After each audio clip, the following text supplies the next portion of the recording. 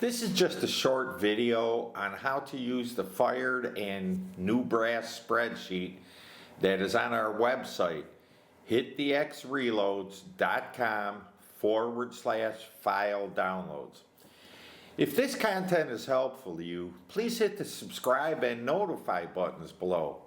I also have a link in the description box below to buy me a coffee and help me out for my time and effort put into this channel.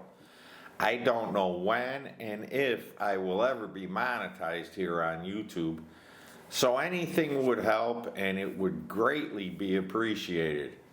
Thank you, and let's get on with it.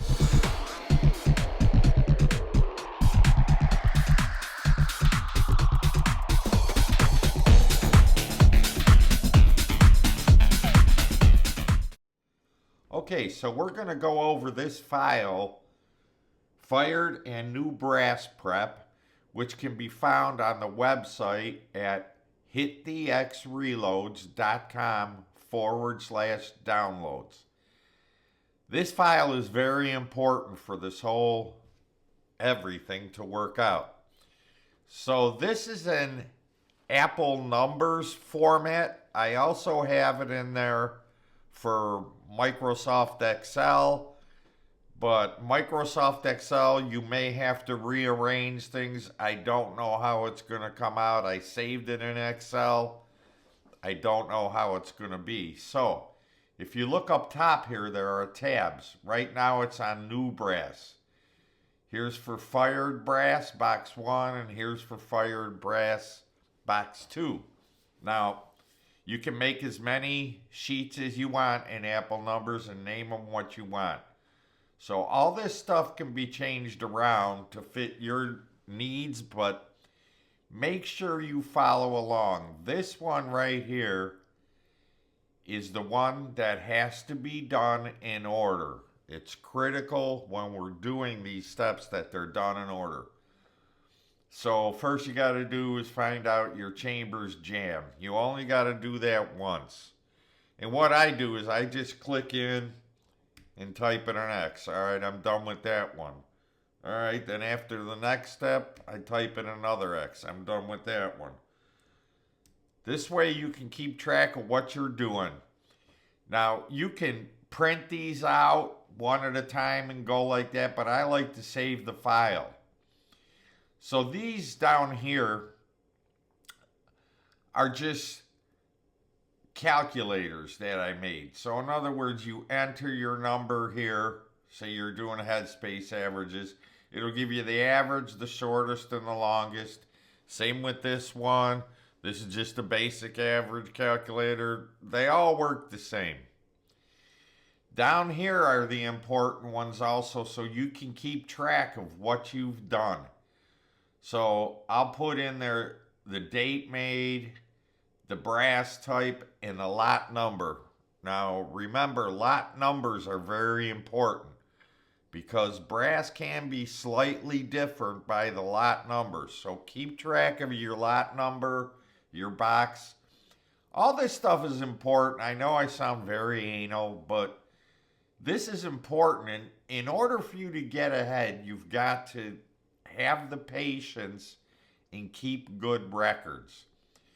So what I do, I never print any of this stuff out. I just keep it on my laptop and I use that as I go along. So here's when it's made and here's when it's fired. Now, okay, so what do you do the next time? Very simple. You just take this, select, well, first we have to go over here and add how many rows we got here? 1, 2, 3, 4 rows. So we would add 4 rows.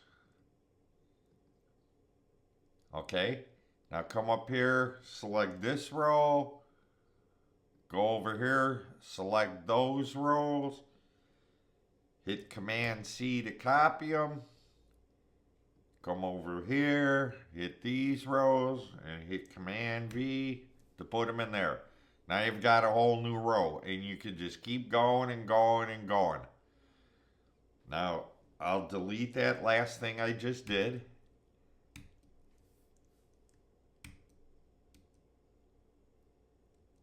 And now we're back to where we were. This way you can keep going, you can keep track, you've got records, because having records is important. You need to know that when you do something, change something, you'll know what difference it is making and you'll be able to keep track. Now, talking about changing things, when you change something, say the next time you reload, don't ever change more than one thing at a time. If you change two things, you're going to be like, okay, which one worked? Which one didn't? So only change one thing at a time if you're going to change anything.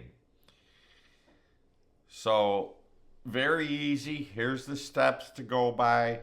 Here's when you want to average your head spaces, your trim length, or anything else you want to average, you can do right here.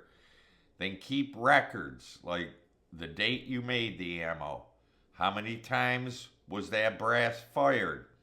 What barrel did you fire it out of? What's your bullet jam? Which I'll have a video on that, how to find your bullet jam. What's your base to ogive, seating, when you seat your bullets?